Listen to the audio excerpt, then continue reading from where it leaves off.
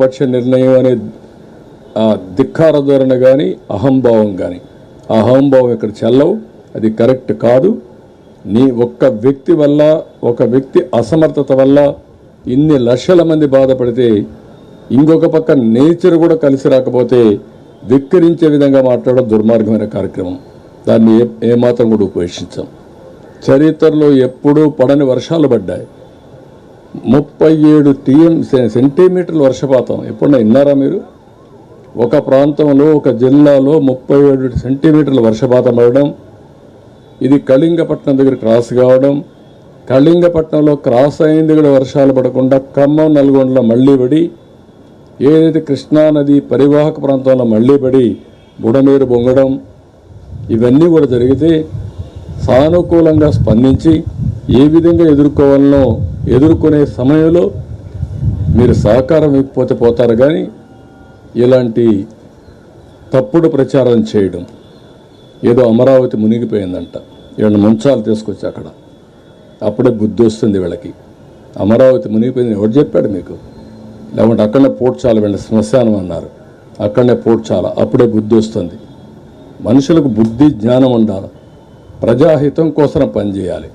దుర్మార్గంగా మహాడే కార్యక్రమాలు చేస్తున్నారు. ఎడారి అంటారు. ఎడారండి అమరావతి? ఇంకా సిగ్గు రాలేదు మీకు?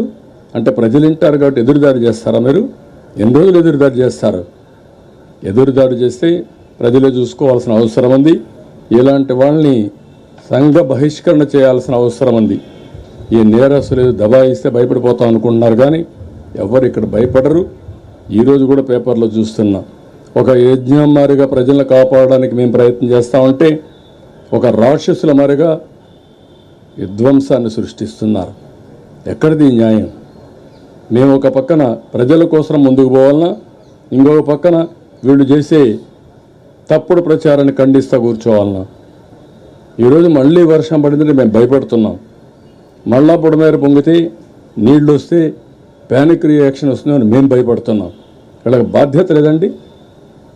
వీడు సమాజ హితం కోసం ఉండే పార్టీ అంటే ఇది?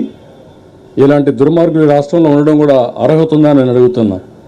ఎక్కడో ఉండేవాళ్ళు సినిమా యాక్టర్లు వస్తున్నారు, పారిశ్రామికవేత్తలు వస్తున్నారు, మామూలు వ్యక్తులు వచ్చి మీరు కష్టపడుతున్నారు, మేము కూడా మా డొనేషన్లు ఇస్తామని చెప్పి సంఘీభావాన్ని తెలియజేయడమే కాకుండా ఆర్థిక సహాయం చేస్తున్నారు. చేతనైనంతవరకు పనిచేస్తున్నారు.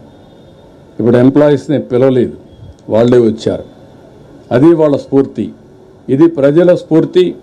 ఒక రాజకీయ పార్టీ ముసుగులో నేరస్తులు చేసే దౌర్జన్యం, అరాచకాలు, ఈ అరాచకాలు ఈ రాష్ట్రంలో జరగవు. అలాంటి అరాచకాలు చేసే వ్యక్తుల్ని ఎట్టి పరిస్థితుల్లో ఉపేక్షించాం. ఆ విషయం వీళ్ళు గుర్తుపెట్టుకోవాల్సిన అవసరం ఉంది. బాధ. రాత్రి మగుళ్ళు కష్టపడుతున్నాం, ఎంతోమంది కష్టపడుతున్నారు. ఆఫీసర్లందరినీ ఎప్పుడు బురదలో తిరగనటువంటి ఆఫీసర్ని బురదలో తిప్పి పని చేపిస్తున్నాం. కోప్పడుతున్నాం. తప్పదు, వెళ్ళాలి, ఉండాలి, కూర్చోవాలి. ఒక సీనియర్ ఆఫీసర్ ఫీల్డ్కి రారు.